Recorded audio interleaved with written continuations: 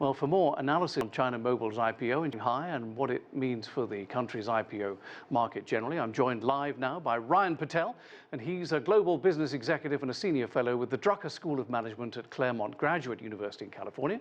Ryan, welcome to the program. I'm looking forward to this. First of all, how significant is this IPO in the general scheme of things going to be? It's going to be a big one, right? Well, I mean, if you forget everything and just say second largest IPO globally in 2021, it's going to get everyone's attention. And I mean, let alone, and then you talk about, being the world's largest mobile network, and then the potential right behind that.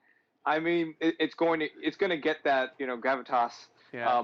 Around where people kind of want to go, how do I, people can discuss, how do I get in? Why is it here? And then you and I will start discussing how we ended up here, talking about it. And how did China Telecom get on? I mean, I said the figure just now, but was that considered pretty good? Yeah, I mean, listen, when things list in Shanghai, there has been in the past to be a premium. I think there's going to be also reports it's going to be oversubscribed. So there is that demand, as you were talking about, and then it becomes a price. What does it cost? Is it a premium compared to other markets? And so it has been following that path. But like you said, when you have an item or a company that's that large, right, there's going to drive some demand there. Yeah. So what is behind China Mobile's decision to list in Shanghai? I assume it is the forced delisting in New York, right?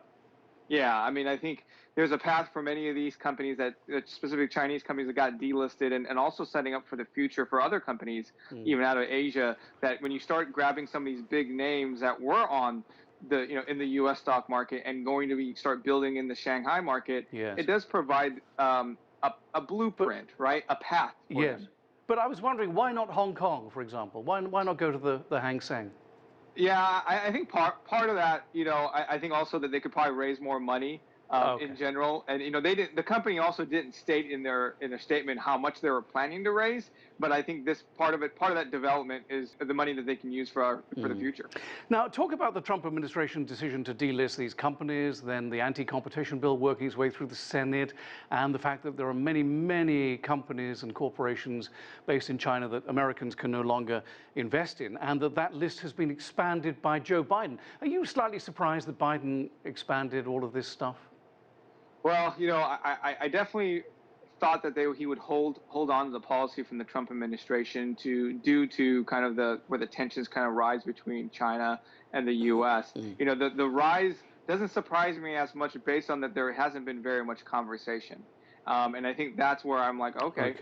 Eventually both sides are going to come to do this because, as you just mentioned, the list starting to increase. Yes. And when you talk about investing as a U.S. investor or Chinese investor, it does provide roadblocks.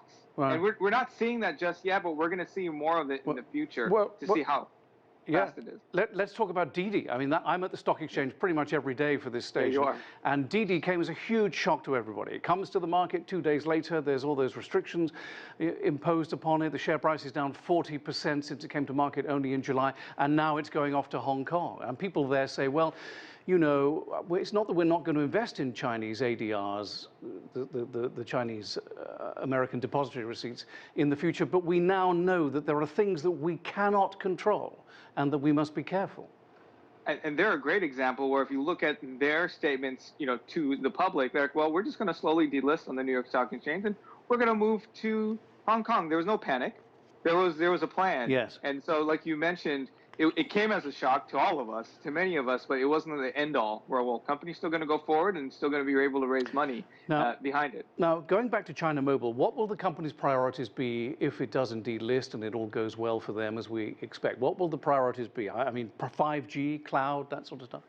Yeah, I mean, definitely building the 5G network and also going to 6G for the future. But really the money that they're looking to raise is the smart home projects, the cloud infrastructure, and obviously more tech development. Right? When you think about building out the 5G, and specifically in China, there is a large opportunity there. And then when you think about some of that money to set up for the future, they're already having conversations 6G and do I dare say the metaverse as an example. Oh, please don't. Please don't. Actually, while I have you on, did you notice that Airbus and Boeing have said today to the authorities, don't bring in 5G because it will affect the way aircraft communicate in the air? Do you take that seriously?